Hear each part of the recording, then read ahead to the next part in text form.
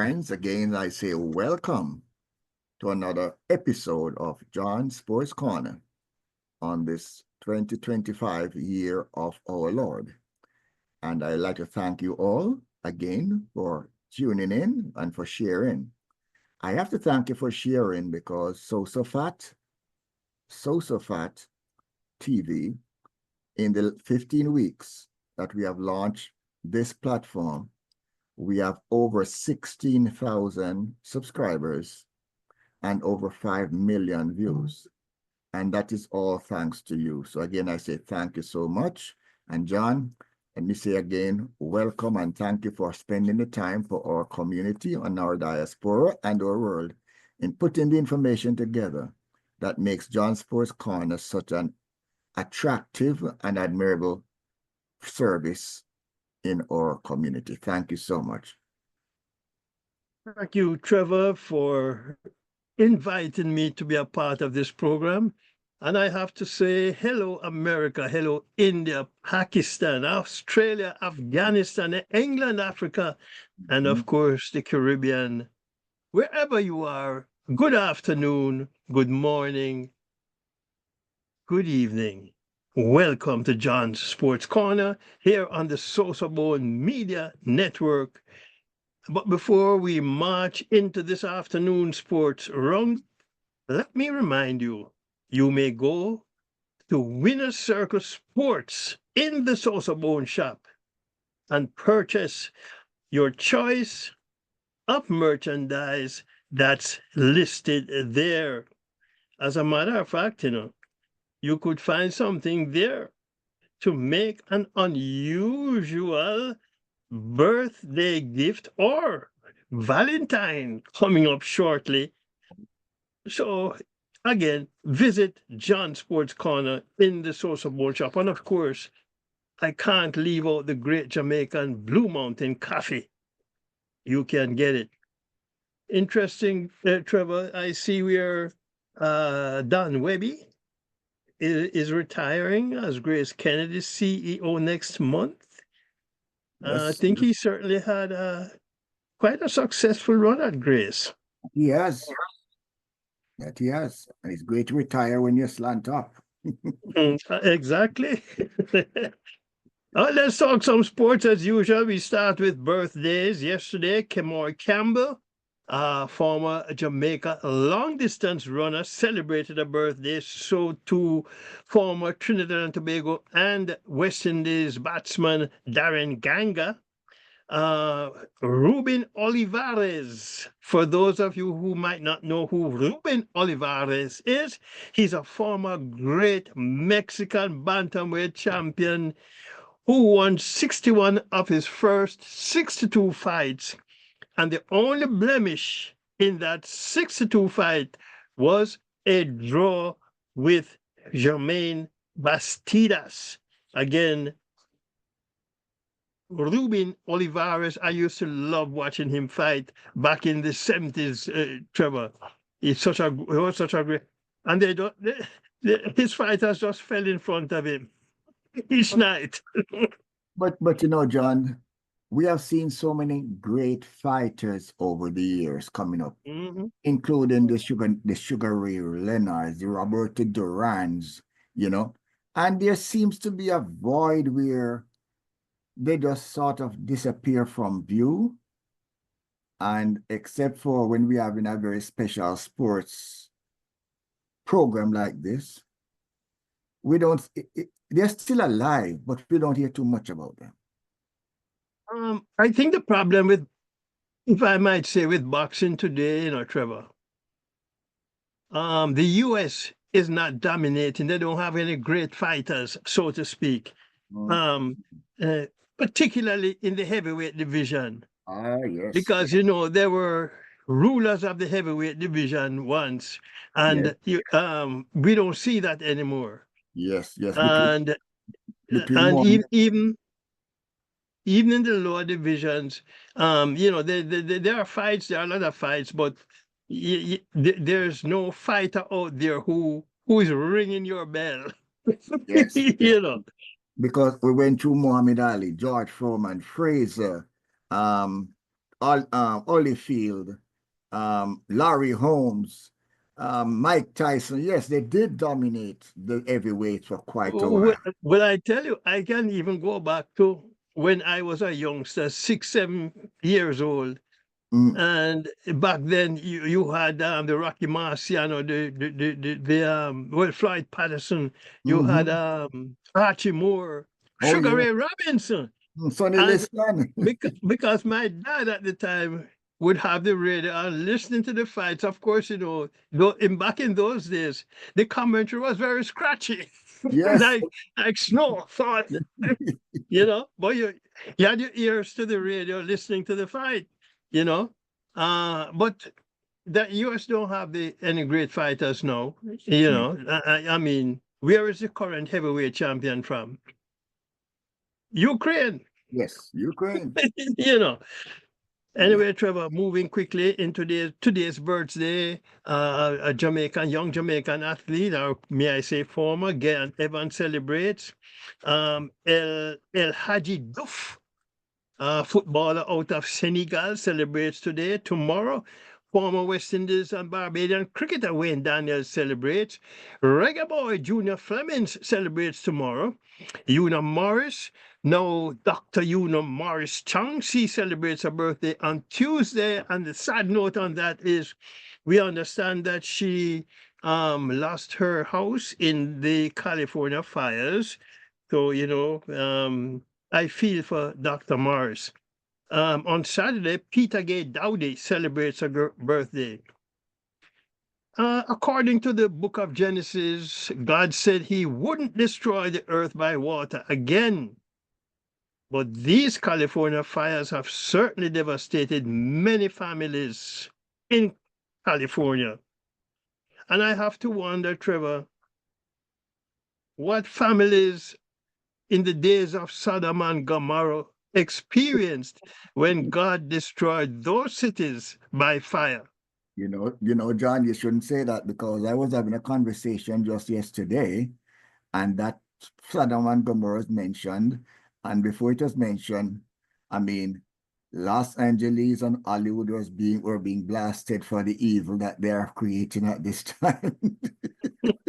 Well, you know, tell So you and it's unfortunate because a lot of people who have lost property, and in losing the property, sometimes you wonder if they have like homeowners insurance and that kind of thing, Trevor. Because like I understand in some areas, areas like in Florida, and even areas maybe here in New York, where there might be flooding problems, that you don't get flood insurance or might not get fire insurance, you know, well, with the homeowners. well, And sometimes the homeowners is astronomical in some of these areas. yes, yes, but I think there's a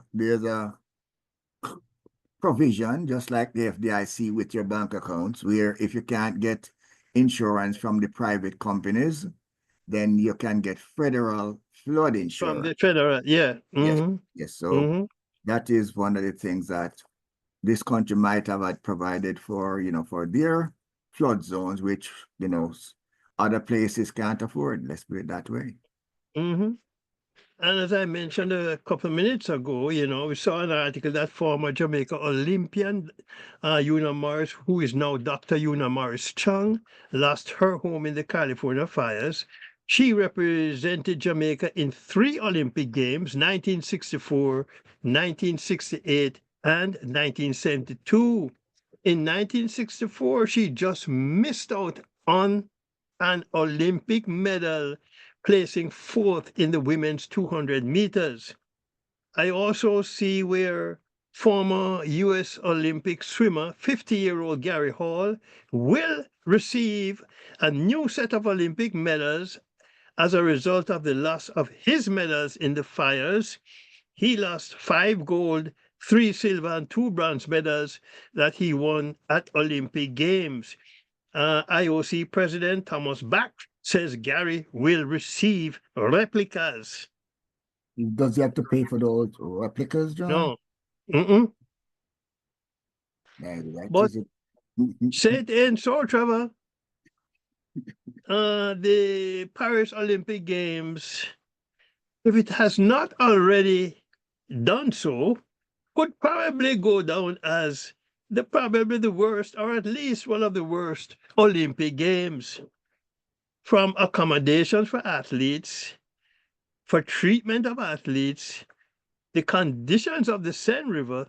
So what else could go wrong? Well, I read a report yesterday, Trevor, that's alleging that a number of medals handed out to both Olympians and Paralympians are beginning to lose their sheen. You lost yours. They probably could not get enough gold from 80 to make it, John. you know, to wash over. What a Uh, bloody bandits, them. you know.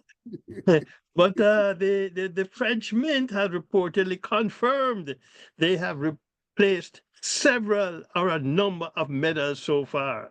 Okay, And okay. before I talk cricket, on a sad note, this morning I learned of the passing of one of Jamaica's outstanding tennis players of yesteryear, Richard Russell.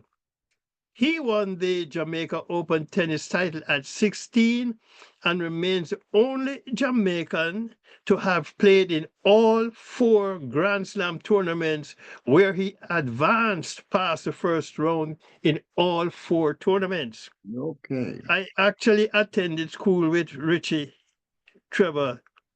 And, if memory serves me, he was also a pretty good cricketer until tennis consumed his life. Certainly, heartfelt condolences to the Richard Russell family. I think he survived by, I think it's 4 sons and a daughter. Oh, Yeah. Anyway, let's talk cricket now. West Indies under 19 women are they won a tense 9-round win over Nepal in their opening ICC warm-up game. West Indies women 109 for 4 from 20 overs. Tamara Ramnath 25, Asabi Calendar 23. Nepal women 100 in 19.1 overs. Semana 23, Trisha Hardat, Alia Weeks, and Amir Gilbert, 2 wickets apiece. Yesterday, the under-19s failed their first real test by losing to New Zealand women by 79 runs in the second warm-up game. New Zealand women 151 for 2 from 20 overs. West Indies women 72 all out in 18.5 overs. West Indies women opened their under-19 title bid on Sunday against India women in Kuala Lumpur. Another tough game for our young women, Trevor. well, it's like when we were speaking with our netball guest last session, it was clearly established that tough games help the team to grow. You do not want to play soft matches, okay? Because the harder the battle is, the sweeter the victory. and it kind of at the end of the day tells you where you are in terms of you as an athlete. Yes, because and what you probably need to improve on, how you're going to get there, be on the winning side of the sheet. Yeah, definitely, definitely. Anyway, 3 West Indians have been named among 20 match officials for the ICC Women's Under-20 World Championship, and they are Trinidad and Tobago's Candice Laborde, who officiated the semi-final and final of the 2023 edition. St. Vincent and the Grenadines is umpire Maria Abbott, and former Guyana and West Indies fast bowler turned match official Ryan King. West Indies opened their tour of Pakistan by drawing their three-day warm-up game against Pakistan Shaheens. Scores: West Indies 346 for 8 declared and 177 for 5 declared. Shaheens 212 for 9 declared and 128 for 2, chasing 311 runs for victory. Alec Athanaze had scores of 99 in the first innings and 58 not out in the second innings, while Amir Jangu scored 63 not out in the West Indies' first innings but failed to score in the second innings. Tevin Imlak scored 57 not out for West Indies in their second innings. West Indies now set their sights on Friday's first test in Multan. Led by Andre Coley, the coach, in his final series as senior red ball coach, West Indies will select their 11 for the first test from Craig Brathwaite, captain, Joshua De Silva, vice captain, Alec Athanaze, Keisha Carter, Justin Graves, KVM Hodge, Tevin Imlak, Amir Jangu, Michael Louis, Gudakesh Moti, Anderson Phillip, Kemar Roach, Jaden Seals, Kevin Sinclair, and Jomel Warrican. I think Andre Coley and his selection panel will have a headache in deciding on the batting lineup for this first test, Trevor. Why? That's a good headache, John. Why? Based on recent performances, the captain and the vice captain are the weakest selections in the squad and are woefully short of runs over the last few series. But I don't expect them to sit. I do expect Michael Louis to open the innings with Craig Brathwaite. But how does Ali Athanaze, Keisha Carty, Justin Greaves, KVM Hodge, and Amir Jangu fit into the picture? West Indies will probably play 5 specialist bowlers, which are Kemar Roach, Jaden Seals, Anderson Phillip, or Kevin Sinclair, if Windies go with spinners, with 3 spinners, which also will add Gudakesh Moti and Jomel Warrican. That leaves places for 6 in the first test squad, with 6 from the 8 available batsmen. Don't see the captain being dropped, but you could sit Joshua De Silva and hand the gloves to Amir Jangu. Notice I didn't mention Tevin Imlak, who is also a wicketkeeper batsman. And could take the gloves. Or could West Indies promote Jangu to open with Louis and Brathwaite drop in the batting order to maybe number 6? Oh, what a net West Indies cricket weaves. It might be a good idea, John, to have 2 West Indies teams. Trevor, there is now a lot of chatter about breaking up West Indies, and I am going to try to put together a panel on one of these broadcasts to talk about it. That's a box I need to tick off. Yes. I'm just thinking of who I can invite to be part of that panel. Well, it would make sense that if you have too many players, then you create secondary teams.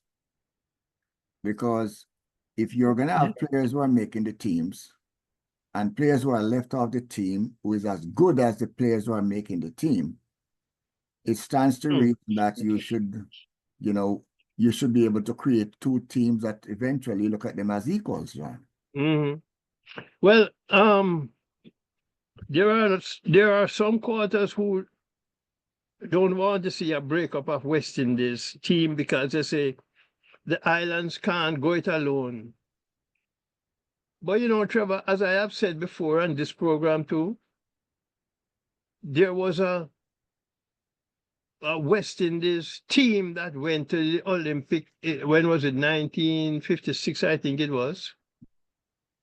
But look at what has happened since we are going to the Olympics as separate countries now. Look at the progress that Jamaica has made over the years. Trinidad and Tobago has done well, reasonably well. And recently, St. Lucia and Grenada beginning to show up, and Antigua have beginning to produce athletes who are winning Olympic medals and World Championship medals. So it probably take time. Look at our Sunshine Girls. They are one of the best teams in the world. So maybe we probably can't compete with an Australia or an India or England at the moment. But eventually, I think the players might develop that they can really compete, because we have produced great cricketers over the years from different areas in the Caribbean. Well, some of the best cricketers are not from Jamaica, John. Exactly. You know, I think it boils down to a lack of investment in the smaller islands, lack of resources, okay? Because from an island basis right now, the only program I see they have put in place that addresses all of the Caribbean islands, John, is the University of the West Indies. But Trevor, think back, we produced great cricketers without resources in the past. Yes. So you say, well, what has happened over the years? Why we're not still producing these cricketers? Is it that they're not dedicated to their craft, to being real top class? Or, they're they're satisfied with just being average cricketers because they can make some good money? Yes, but we used to create great cricketers, but we never used to create great individual teams. So when you used to put a Sobers and a Kanai and a Kalicharan and George and all these pieces together. That's not really true, Trevor. Remember, West Indies dominated cricket mid-70s, going into 80s, early 90s, Yeah, under Clive Lloyd. Clive Lloyd team. The West Indies team, John, I'm talking about individual islands being able to produce teams. Yeah. And Jamaica, of course, has the largest English-speaking population in the Caribbean.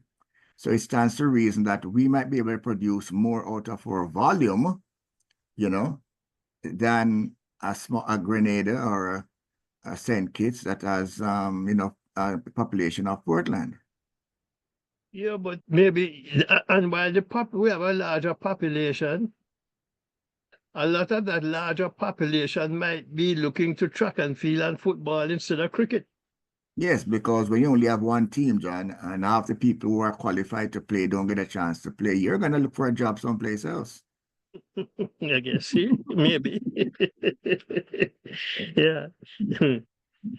Anyway, Trevor, Pakistan announced their 15-man squad for the opening test match against the West Indies on Friday.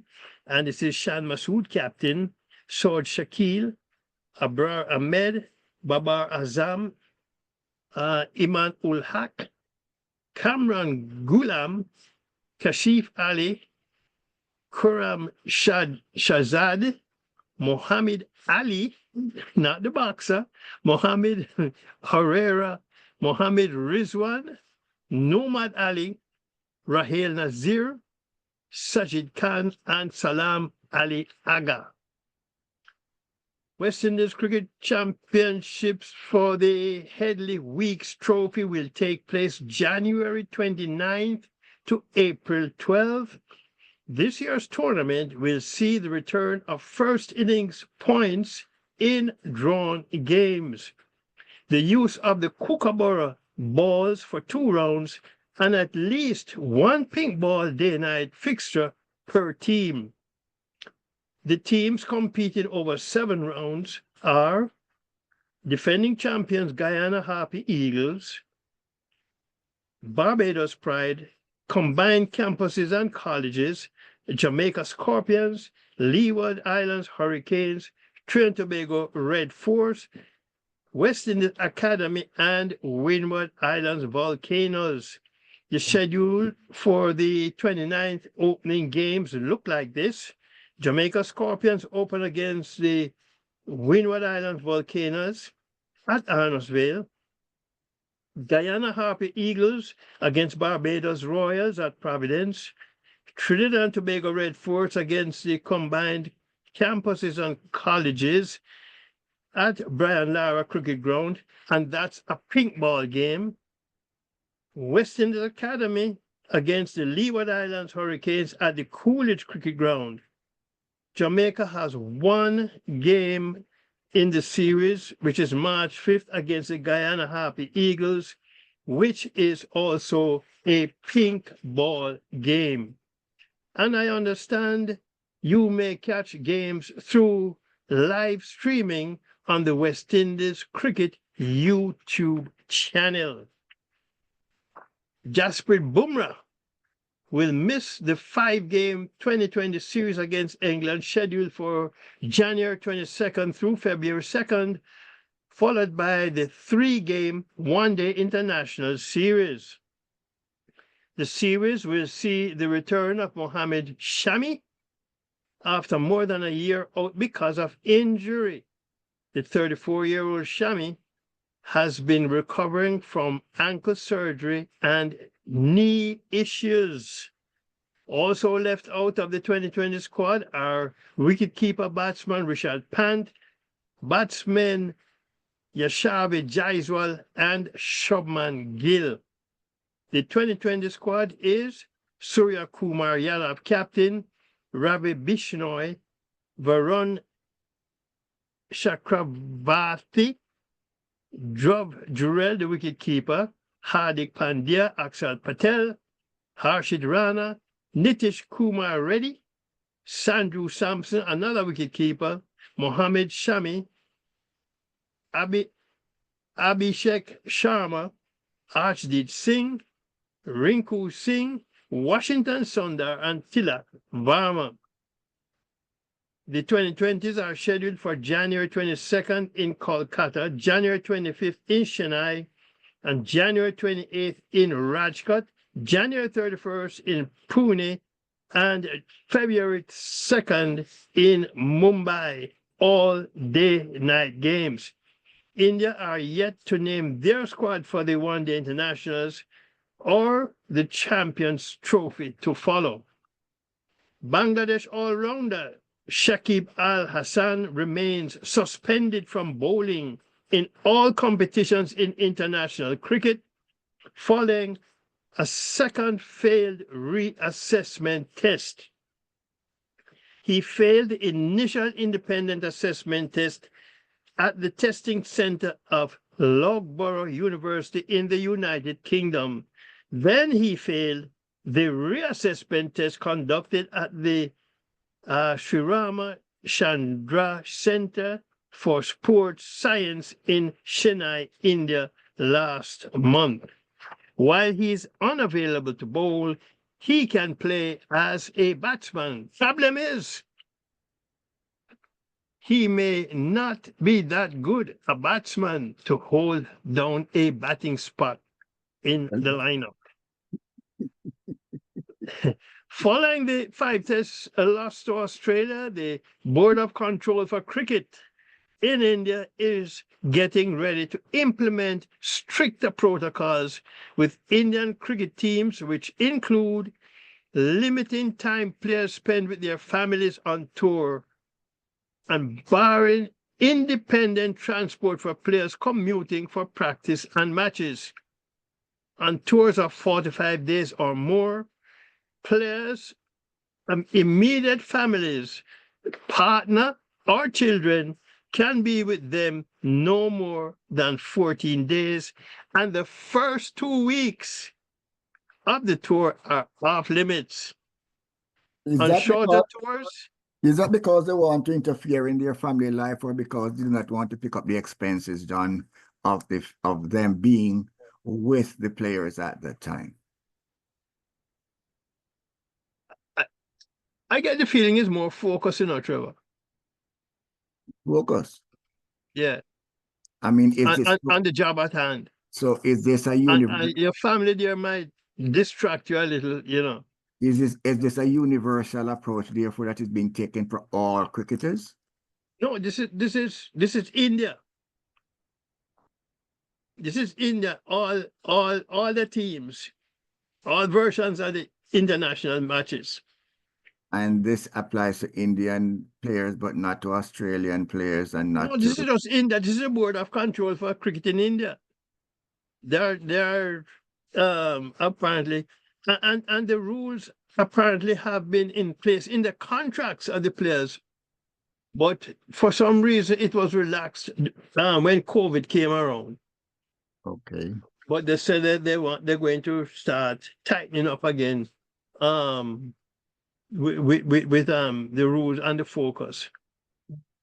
In terms of they pay, but they say after 2 weeks, then I guess the respective players, if the family is still there, the respective players have to pick up expenses after 2 weeks for the family. Well, that is what I'm saying, that that it's a financial decision. But I think it's more focused, Trevor. They weren't happy with how the team played against Australia. So they're gonna put this. After lose that series 3-1.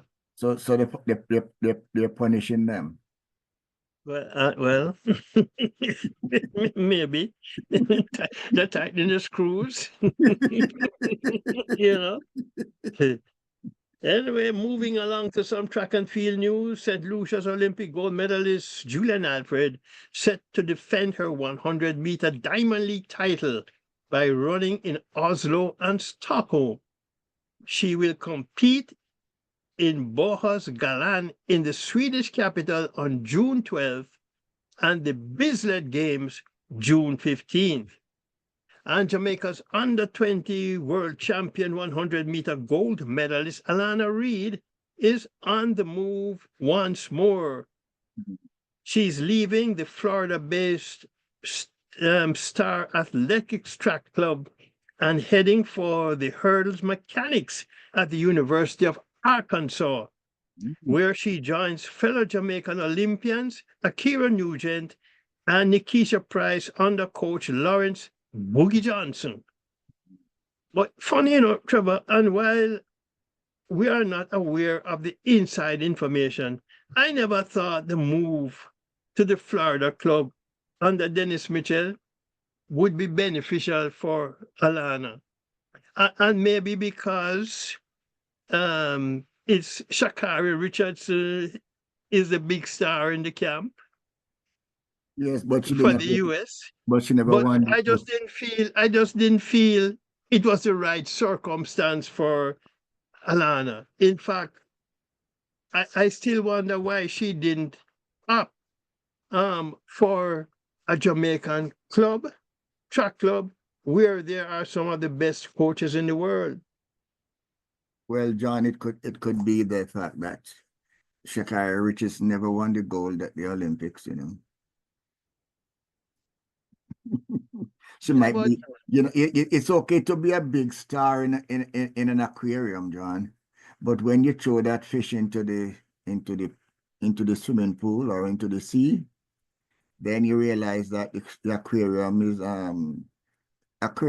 swimming in the aquarium and swimming in a river is a different thing, John. Yeah, but I don't see Sha'Carri's performance then being impacting Alana. Well, it has to, John, because mentally, the Caribbean athletes look at themselves as dominant, even when they lose. And US athletes, even when they come in third, John, they get more coverage than the Caribbean athletes who wins the gold and the silver. Yeah, the world champion. Yes. So you have to realize, therefore, that they are supporting their athletes who do not win, John, put them on a pedestal where they don't belong. Yeah.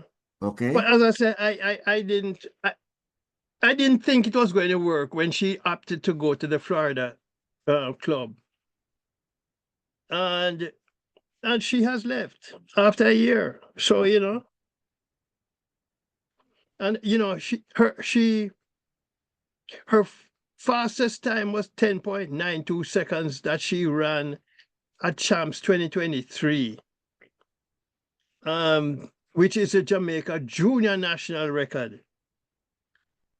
And she has not go sub 10. She didn't go sub 10 last year in her professional career. Mark, I know when you leave high school and go to turn pro, the training is totally different. For some reason, the coaches at the pro level, they apparently break the athlete down differently and have a different like training program for them. Because I guess they set up stages in which they want them to go. I look at this youngster Bourgeois who also ran sub 10 at Champs. He has not gone sub 10 this year, last year season. Well, But I think on a local level, John, the athletes are always striving to be at their best for just about every performance that they participate in, while they're more of a technical approach to training, where they're looking to get them to peak, at the right time, because if you think that you have to win everything, when the big game comes up, you're burnt out. And that is one of the things that we have heard some rumors or some complaints that or athletes who come to the US to train, John, some of them get burnt out at these colleges. yeah, Okay. because the college season is very rigorous, Trevor. Yes. Yes. The college season includes indoor and outdoor That's right. championships, And and and not you see, that. and in Jamaica, well, she's not in college though, She went to a club. Right. So the training setup is a little different. But and let me say this, it just seems as if Jamaican coaches, for the most part, they have the athlete preparation down to a science. Definitely, because it's not only physical, but they have the mental and they have the cultural part assigned to as part of their training. When you turn up at a university that is very sterile, okay, very sterile. When you walk out, there's no cultural reinforcement that is buying you, okay. You're not, I'll tell you this, I'm sure she was not getting any yellow yam while she was there. Maybe. I don't know if anybody have it in Florida, Trevor. West Florida, you can plant yam. Cocoa. So I'm just saying, when you're training in Jamaica as a Jamaican, John, when you go to breakfast, you're having your ackee and saltfish, and you know that's a part of the reinforcement of your culture. And, Yeah. and you know that your food is organic, it's good food. When you go to a hotel, when you're traveling and you come down to breakfast in the morning, and they show you this American breakfast, John, scrambled eggs and pancakes, and there's no boiled banana at these hotels, John. And hash brown. Hash okay. Yeah. I mean, there's no boiled bananas, No. So it might be regarded as an upscale, but when it comes to the reinforcement of why you are running, you're running for your country, and every time you sit down and eat your country's foods, it reminds you that you belong. Mm. Okay, Every time you sit down to an American breakfast, it reminds you that you're an alien in this country, or a visitor in this country. Okay? Grits and scrambled egg. Yes.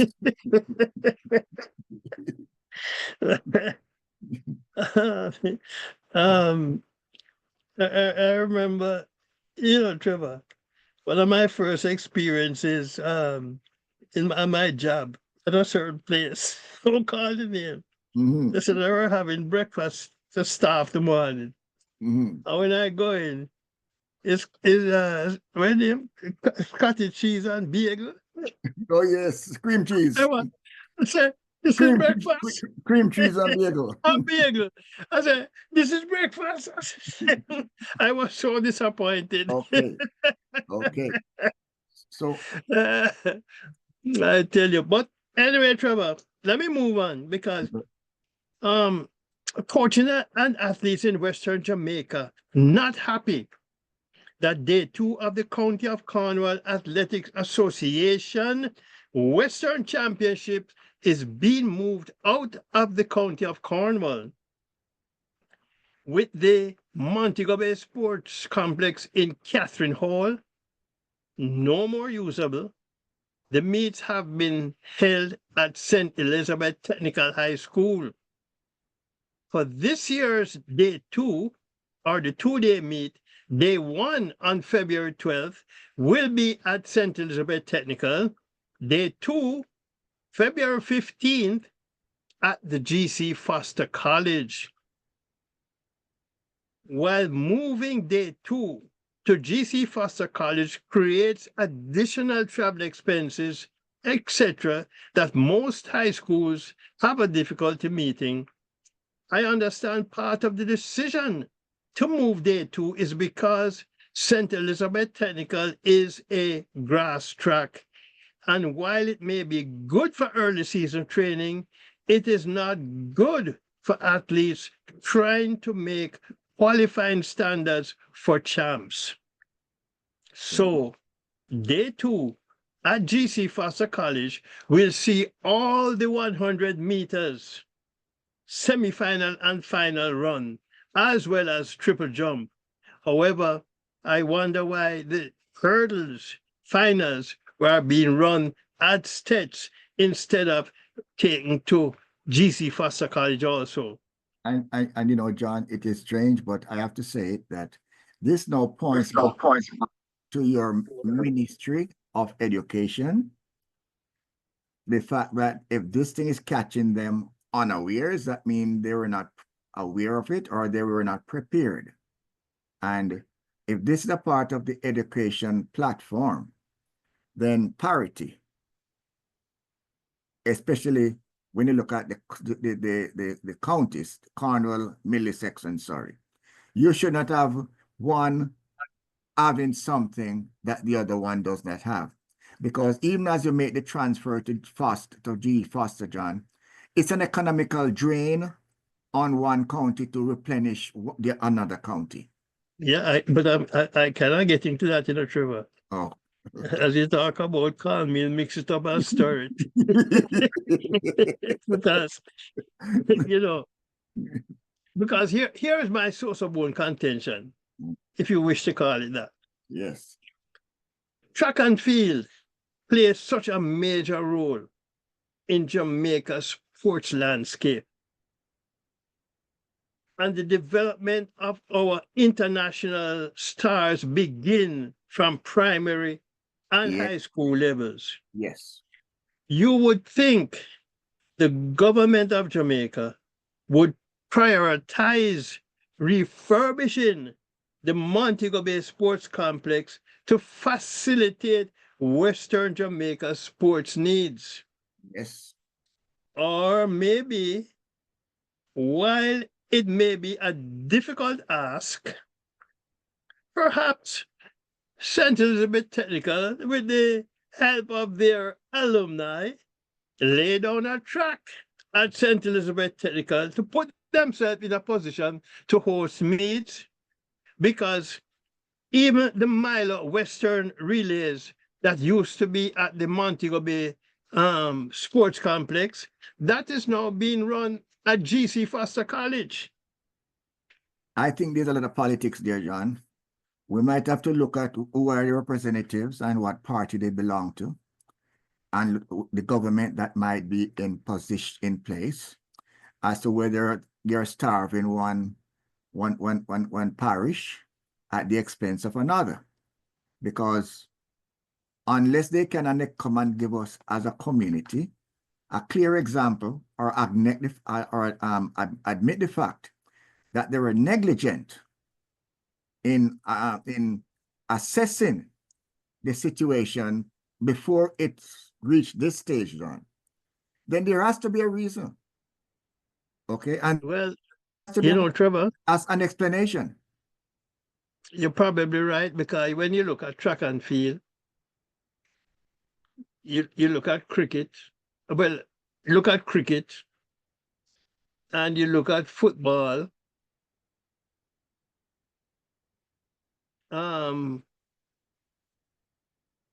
The Trelawney Stadium was it Cows must be eating grass and that now. Yeah, in disrepair.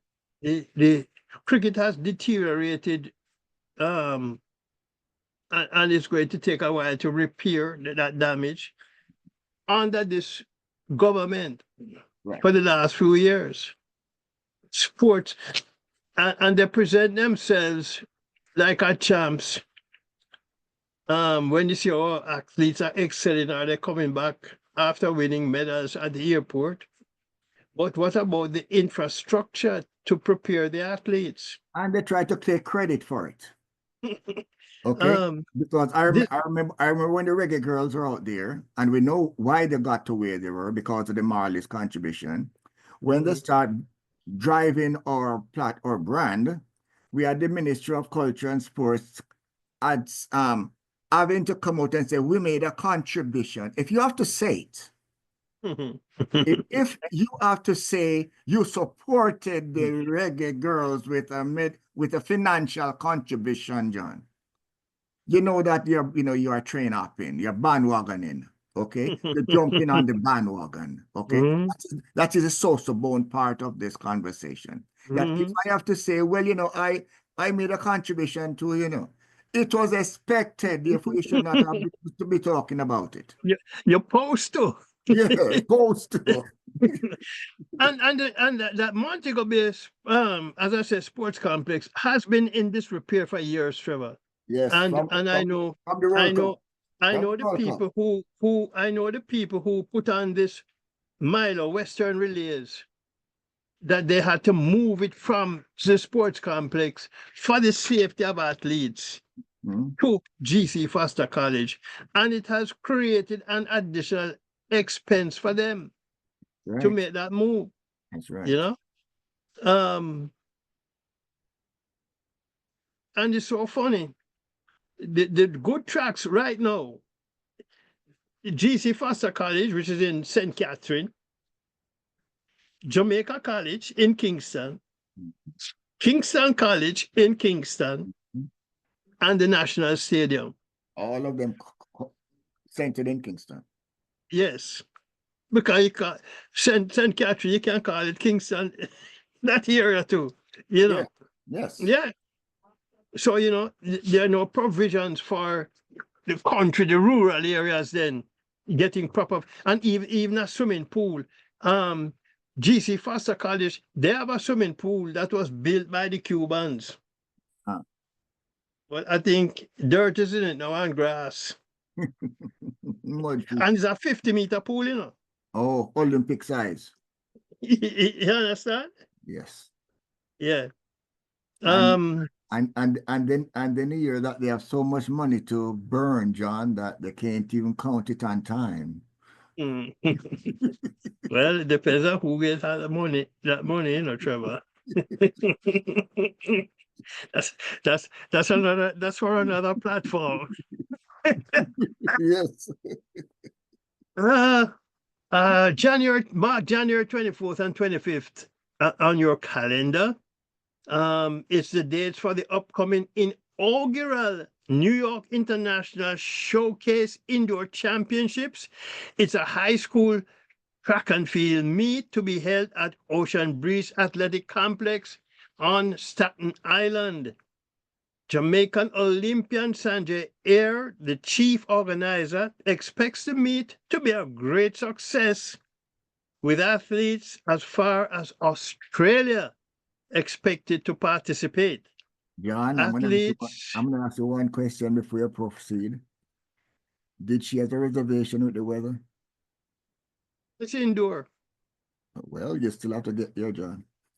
indoor facility. Well, yeah, you're right. And January going down into February, Yes. and we have had a couple of s- um, Flores. flurries so far this year.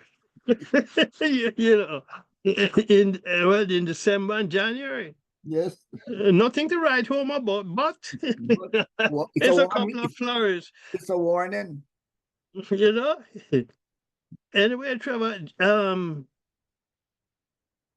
athletes from U.S. schools, Canada, Bahamas, Haiti, Belize, and of course Jamaica are expected to attend. In fact, I think they have confirmed a couple of Jamaican schools: Hydel, Calabar, Excelsior, and Mushet.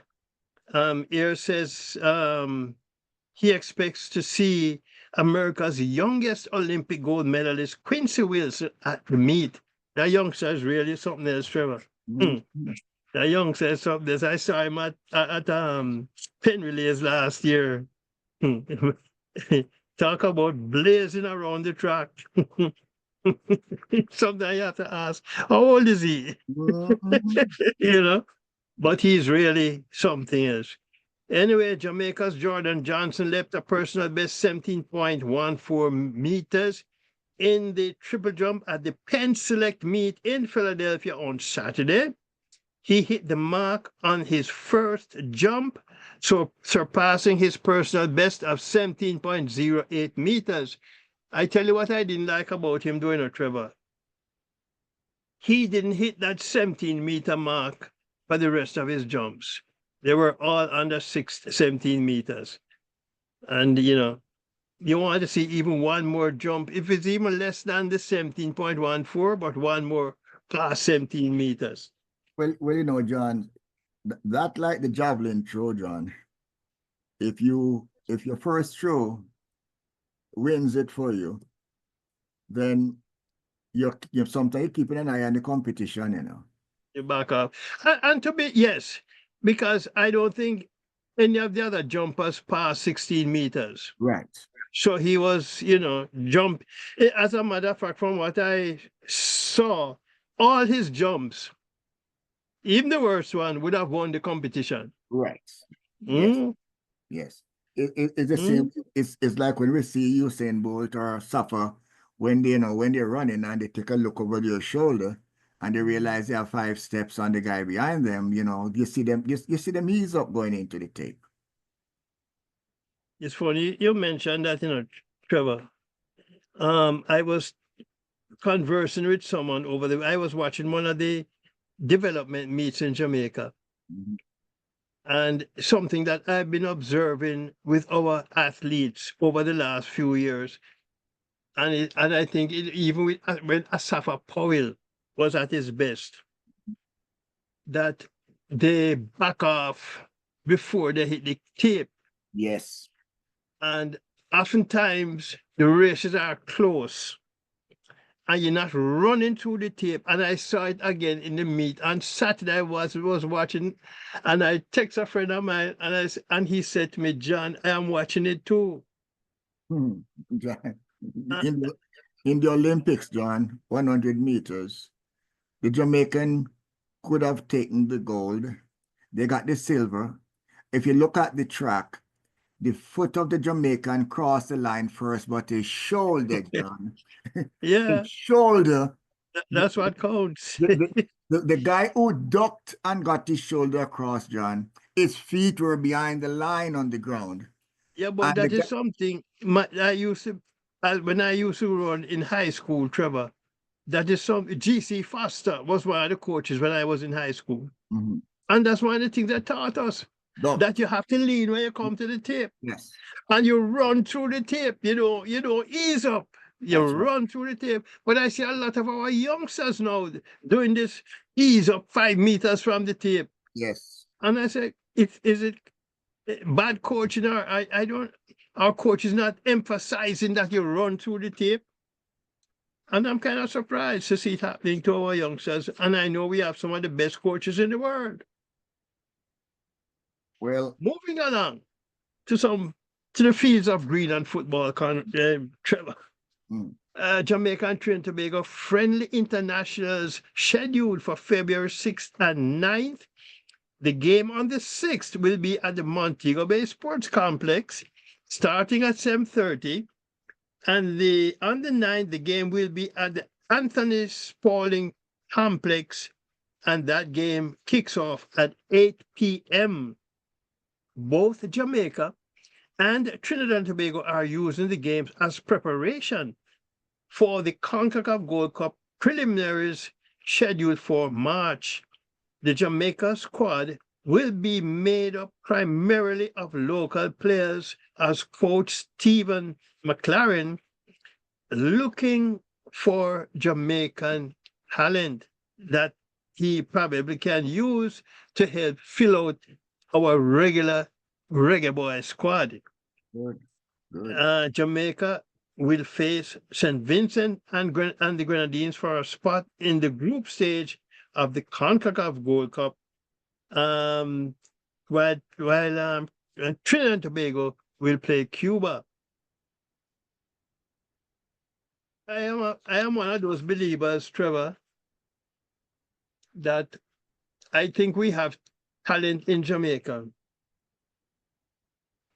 that can help to fill out the Reggae Boy squad, and not going to England where maybe 70-80% of the squad is overseas British. And I believe some of these players in the who they bring from even the Premiership or the second division or championship they call it now. I think we have players in Jamaica who are just as good. Maybe because they're not playing in that kind of top class football. But I believe if you have to take these guys, and if you develop them, they will be better than what you be bringing.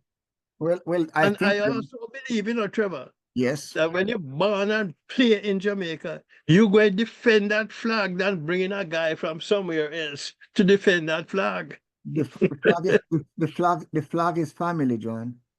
You know? Yeah, the flag is family, and you're gonna defend family. This goes Mhm. back to what we're saying, that you should have maybe 3 or 4 Reggae Boys team in Jamaica, John, where the teams actually play against each other. And in the process of doing that, you're gonna, they're gonna get refined.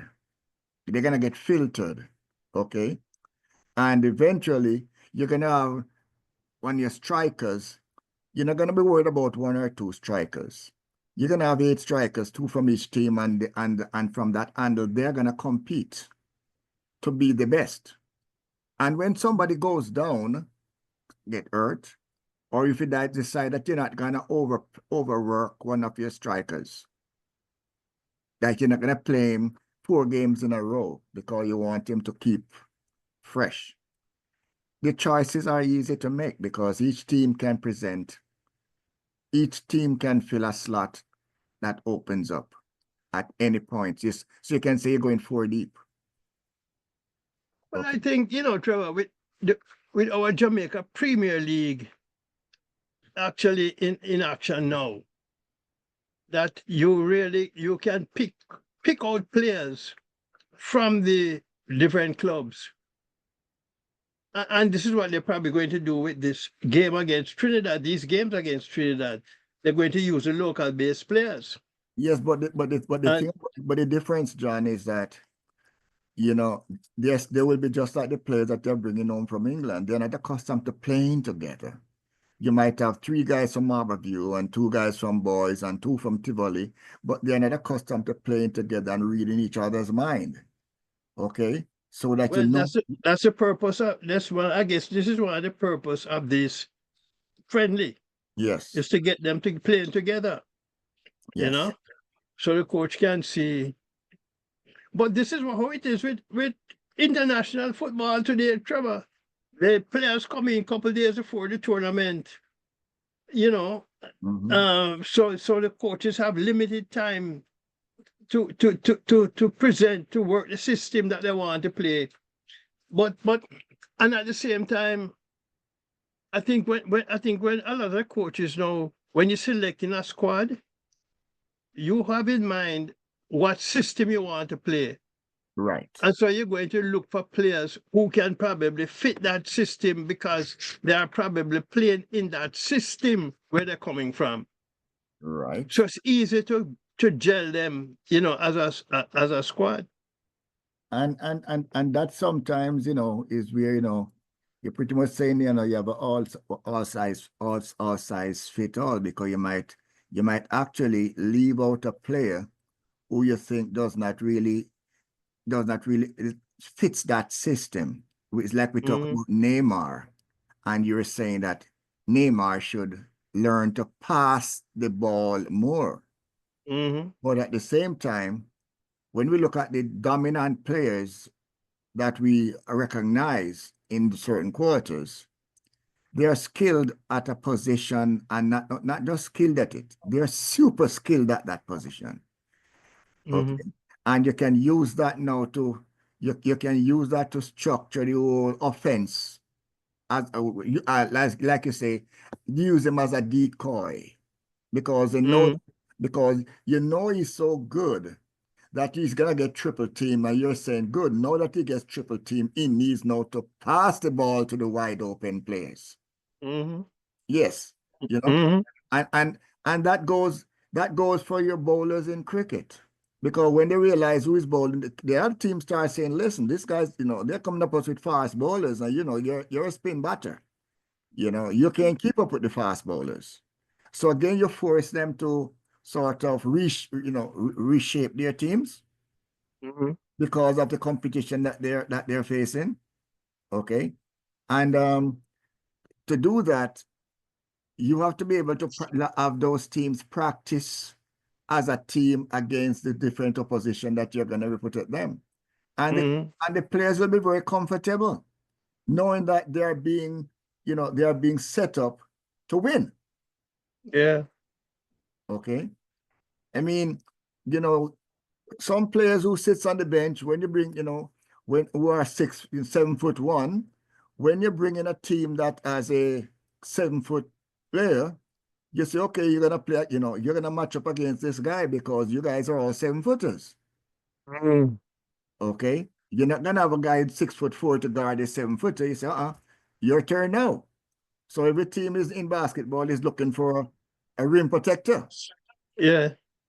And so I'm saying that the whole science of preparation is that they're able to pick and choose off the bench and match up.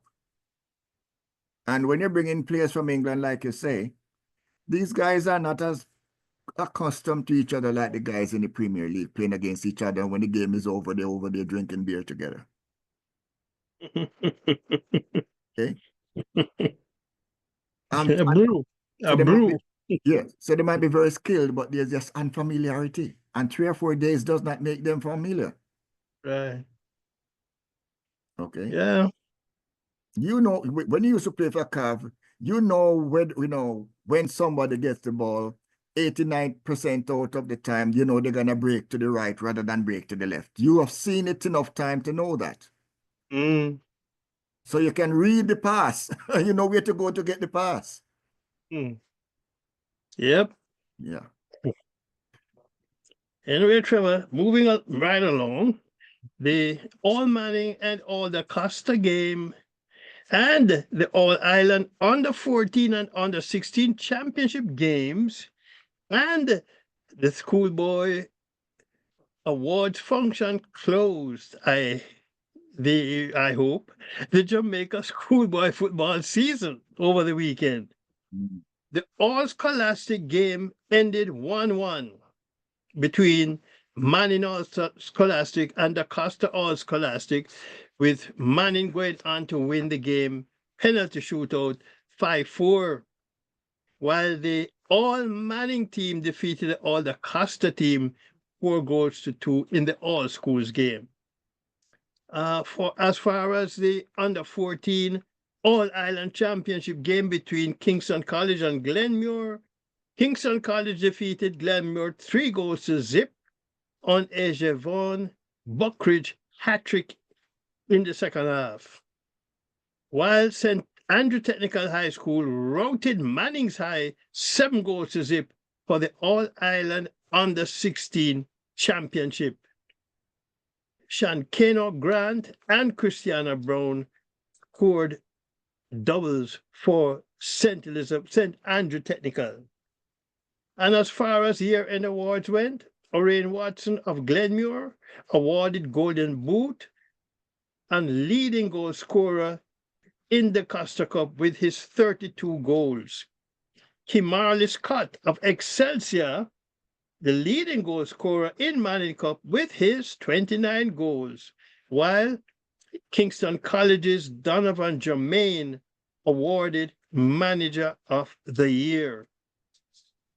And looking at Jamaica Premier League results from last weekend, Cavalier 2-0 over Dunby Holding, Harbourview and Humble Lion in a 1-1 stalemate, Chapelton Maroons and Mullines United in a 0-0 stalemate, Portmore 2-0 over Vere, Tivoli Gardens 1-0 over Waterhouse, Mount Pleasant 3-2 over Racing, while Arnett Gardens tripped up Montego Bay United 1-0.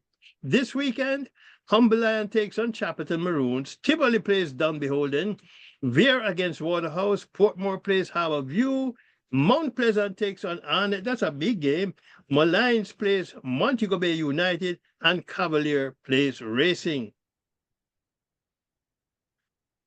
English Premiership across the pond, there we go. Brentford and Manchester City in a 2-2 stalemate. Chelsea and Bournemouth also in a 2-2 draw. West Ham 3-2 over Fulham. Nottingham Forest and Liverpool in a 1-1 draw. Aston Villa 1-0 over Everton. Crystal Palace 2-0 over Leicester City. Newcastle 3-0 over Wolverhampton Wanderers. Arsenal 2-1 over Tottenham. Tomorrow, Ipswich will take on Brighton and Hove, while Manchester United plays Southampton. Boxing news for the second time. Former world heavyweight boxing champion Tyson Fury has announced his retirement from boxing. His last fight was a championship loss to Alexander Usyk last December. He said he didn't lose that fight again, Trevor. Anyway, in April 2022, Tyson Fury announced his retirement after beating Dylan White, but unretired 6 months later. His record stands at 34 wins, 2 losses, and a draw. Both South Africa senior and junior teams have arrived in Jamaica for the Margaret Beckford Sunshine Series against the Jamaica Sunshine Girls in netball. It's South Africa's first time in Jamaica since 2012, when the senior team lost a similar 3-game series 2-1. The 3-game series starts on Saturday, January 18th, followed by games January 22nd and the 25th at the National Indoor Sports Complex. With the absence of first choice shooters Janelle Fowler-Nemhard and Romelda Aiken-George, the series will see the return of 6'5" Shimona Nelson-Jock to the Sunshine Girls squad. Shimona plays for the Melbourne Mavericks in the Australian Suncorp League netball. Tiba Harris and his executive, as we go across the Caribbean, they were re-elected for another term on Sunday for the St. Kitts and Nevis Football Association. He defeated challenger Jeff Hazel for his second term. In his thank you address, President Harris said, while the primary focus in his first term was infrastructure development, there is still some work to be done in that area. He also talked about continued development of St. Kitts and Nevis youth and women's football. He also talked about professionalizing top flight football in the country. The rest of the executive squad is Sean White, first vice president, Cuthbert Keynes, second vice president, and the ordinary members, Javian Blanchett, Patricia Clarkson, Phil Cooper, and Aline Morris. Legendary West Indies cricket captain Sir Clive Lloyd set to head operations of Guyana's proposed cricket academy. Minister of Culture, Youth and Sports Charles Ramsden says the academy will be a state-of-the-art facility on a sprawling 20-acre plot in Good Hope on the east coast of Demerara. The minister said a formal contract will be finalized with Sir Clive in the coming weeks. Trinidad and Tobago Premier League football results. Capital Boys 4-1 over Point Fortune Civic. Defense Force 6-2 over Caledonia AIA. Central 2-1 over Club Sando. Miscellaneous Police 6-0 over Eagles. San Juan Jablotech 3-1 over FC Phoenix, while Terminix, the Horquetta Rangers, and Prison Service in a 0-0 draw. Barbadian sprinter Mario Berg, now under the watchful eye of coach Stephen Francis at the MVP Track Club in Jamaica. In 2016, he won bronze in the Under-20 World Championship over 100 meters. He joins other Barbadians at the club, including double world champion 400-meter bronze medalist Sada Williams.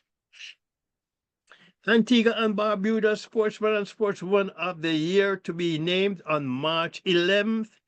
Leading the vote for the sportsman are West Indies cricketer Alzari Joseph and track stars Sergey Green from among 12 nominees. On the women's side, bodybuilder Kimberly Percival is apparently a shoe-in from a field of 11 nominees. And we move along to a winter sport in cool runnings. Former Jamaica national 100-meter champion Taekwondo Tracy to make his bobsleigh debut next month. He joins other former Jamaican sprinters who have transitioned from track and field to the ice. And that group includes Carrie Russell, Audra Sigree, Ashanta Moore, and Shakoria Wallace. Taekwondo Tracy won national 100-meter titles in 2018 and 2021 and has a personal best of 9.96 seconds over the 100 meters. And from the world of college football, that is the one they run with their hands, Ohio State and Notre Dame in the college championship game on next Monday. Ohio State defeated Texas 28-14 in the Cotton Bowl to get to the championship game, while Notre Dame defeated Penn State 27-24 in the Sugar Bowl. And in closing, on this Wednesday afternoon. On this day in 2023, India hammered Sri Lanka by a record 316 in a one-day international at the Thiruvananthapuram. India 390 for 5 from 50 overs. Virat Kohli 166 not out. And Shubman Gill 116 shared in a 131-run second wicket partnership. Mohammad Shami and Kuldeep Yadav picked up 2 wickets apiece. Sri Lanka bowled out for 73 in 22 overs. Mohammad Siraj 4 for 32 in 10 overs. And that's where I draw stumps on John Sports Corner for this Wednesday afternoon. Folks, hope you have enjoyed the report. But remember, you can go to Winner Circle Store in the SosoBone Media Network and pick up and shop for the merchandise that's there, including, of course, the great Jamaica Blue Mountain Coffee. Enjoy the rest of the week, family. Thank you so much, John, as we close out the last of our broadcast under the Biden administration. Yes, sir. And let history record that we are changing office without any opposition. Yes, sir. Thank you, John. No riots.